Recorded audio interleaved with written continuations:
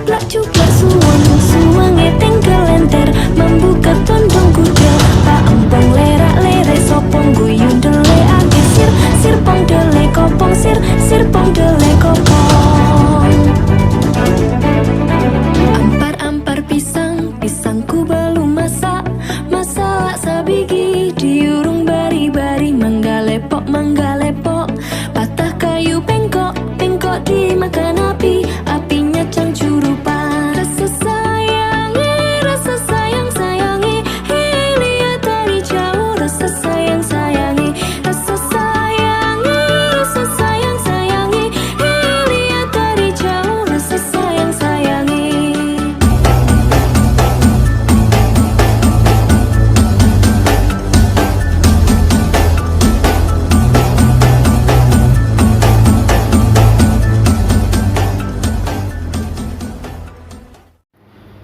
Assalamualaikum warahmatullahi wabarakatuh.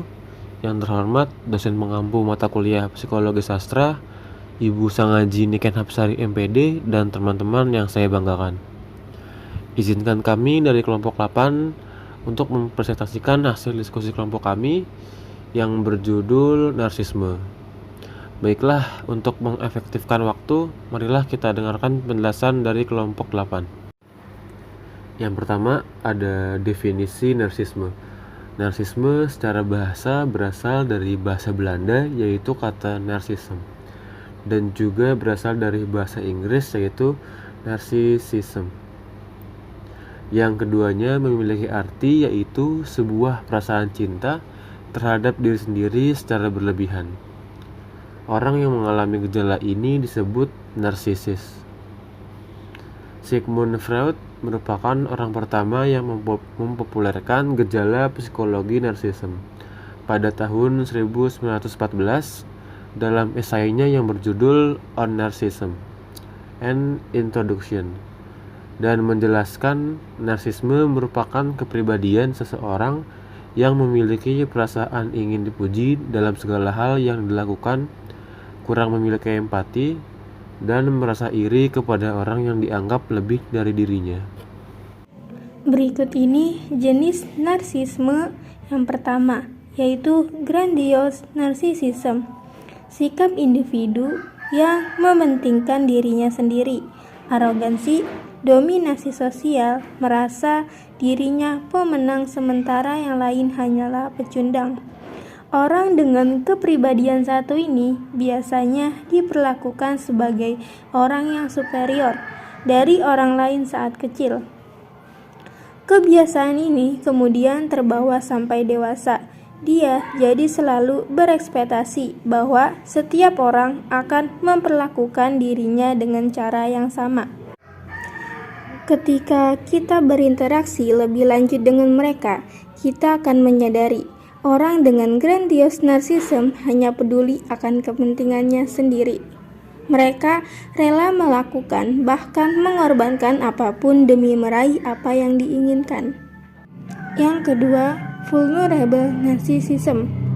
Narsisisme yang jarang ditemui, di mana seorang dengan vulnerable narcissism cenderung pendiam, namun rapuh atau mudah diambil hati.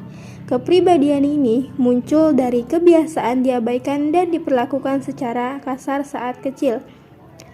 Vulnerable narcissistic ini tidak banyak bicara dan sensitif terhadap hinaan yang merendahkan.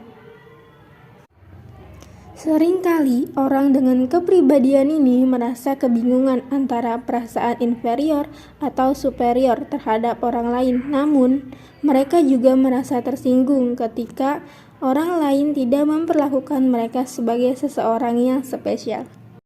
Jenis yang ketiga yaitu malignant narcissism. Pengidap malignant narcissism akan menggunakan berbagai cara untuk menyerang orang lain untuk menopang kerapuhan yang dia miliki. Jenis narsisme yang satu ini cenderung mendekat kepada psikopat daripada jenis yang lainnya, meskipun tentu saja ada perbedaan antara keduanya. Salah satu perbedaan antara pengidap malignant narcissism dengan psikopat yaitu malignant narcissism masih bisa merasa malu atau bersalah saat melanggar aturan. sementara psikopat tidak merasakan apapun. Jenis yang keempat yaitu covert narcissism. Jenis ini sedikit sulit dikenali dibanding jenis yang lain, karena ciri-cirinya kadang tidak sejelas yang lain. Pengidap covert narcissism merupakan seorang yang memiliki lapisan tersembunyi di balik topeng narsismenya. Ciri utamanya adalah sangat mementingkan diri sendiri dan merasa dunia tidak bisa mengenali keistimewaannya. Dia juga memiliki sifat pasif-agresif dan cenderung hipersensitif pada kritik.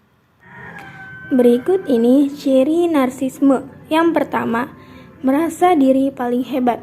Untuk memperkuat citra seseorang, maka ia tidak akan malu-malu memamerkan apa saja yang bisa memperkuatnya, karena ia merasa dirinya paling hebat dan paling penting. Selain itu, untuk mendukung citra atau image yang dibentuknya sendiri, individu rela menggunakan segala cara. Pengidap narsisme senang memamerkan apa yang dimiliki, termasuk gelar atau prestasi dan harta benda. Kedua, seringkali memiliki rasa iri pada orang lain.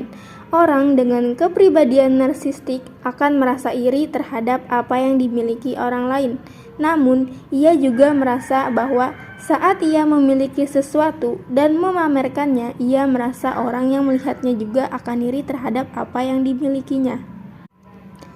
Ketiga, hidup di dalam dunia yang dia ciptakan sendiri. Orang narsis senang menciptakan dunianya sendiri di dalam pikirannya.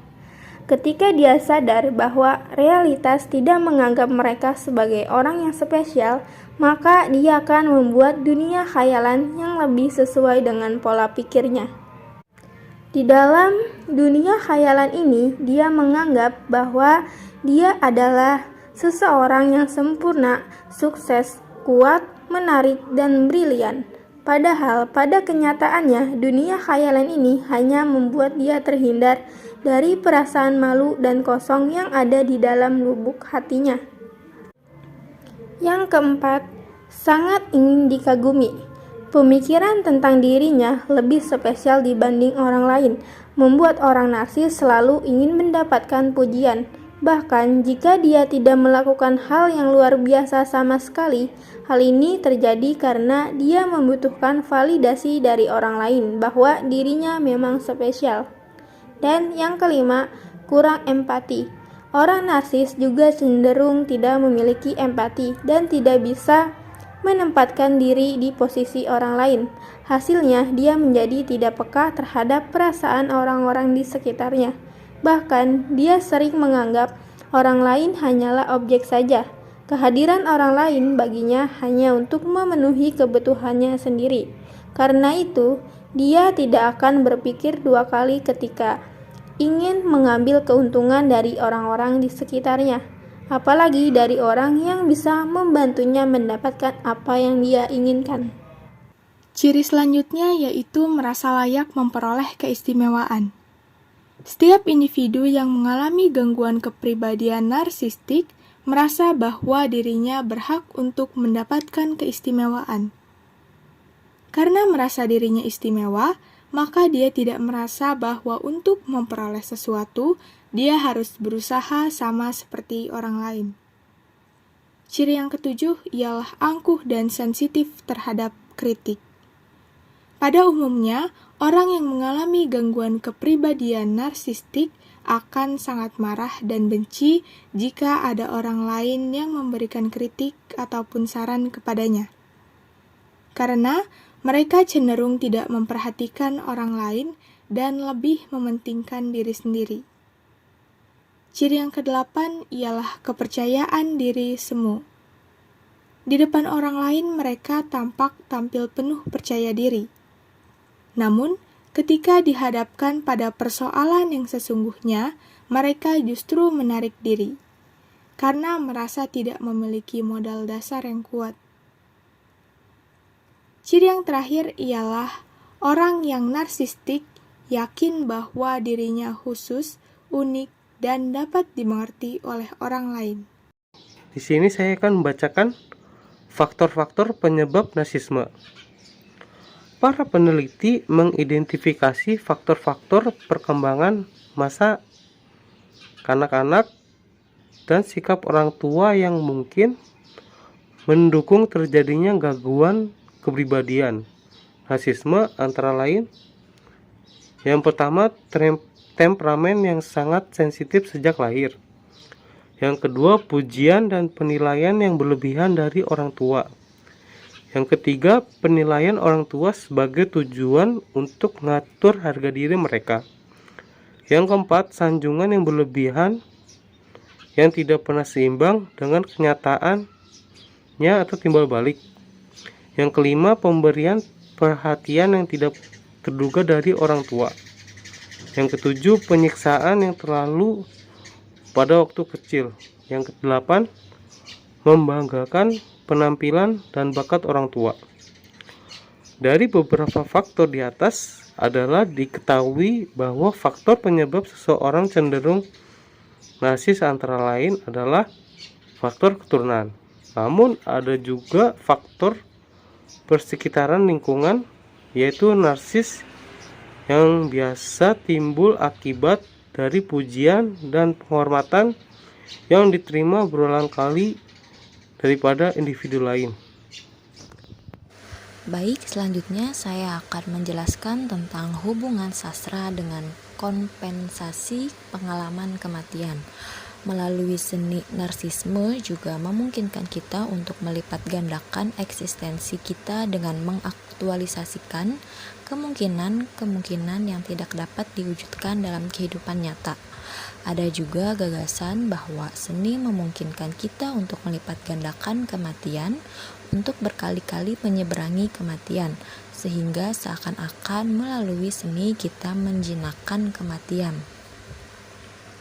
Dalam sebuah teks yang diangkat dari renungan aktual tentang perang dan kematian yang terbit pada tahun 1915, Ferd menerangkan dengan amat jelas mengapa dan bagaimana sastra dan drama merupakan kompensasi pengalaman kematian kita, dan bagaimana ciri tersebut menjadikannya wilayah pilihan narsisme. Suatu hasil yang tak terhindarkan dari semua hal itulah yang harus kita cari dalam dunia fiksi, dalam sastra, dan dalam drama, suatu pengganti hal yang hilang dalam kehidupan. Hanya disitulah kondisi yang dapat mendamaikan kita dengan kematian bisa diisi. Terutama di balik lika-liku kehidupan kita mampu mempertahankan kehidupan yang tidak tersentuh. Karena memang menyedihkan hidup yang seperti permainan catur ini. Satu langkah salah kita pun kalah. Dalam wilayah fiksi kita menemukan kemajemukan hidup yang kita butuhkan. Kita dapat mati seperti pemeran utama yang kita sukai, sementara kita terus hidup dan siap untuk mati lagi dengan tokoh lain dalam keadaan sehat dan selamat.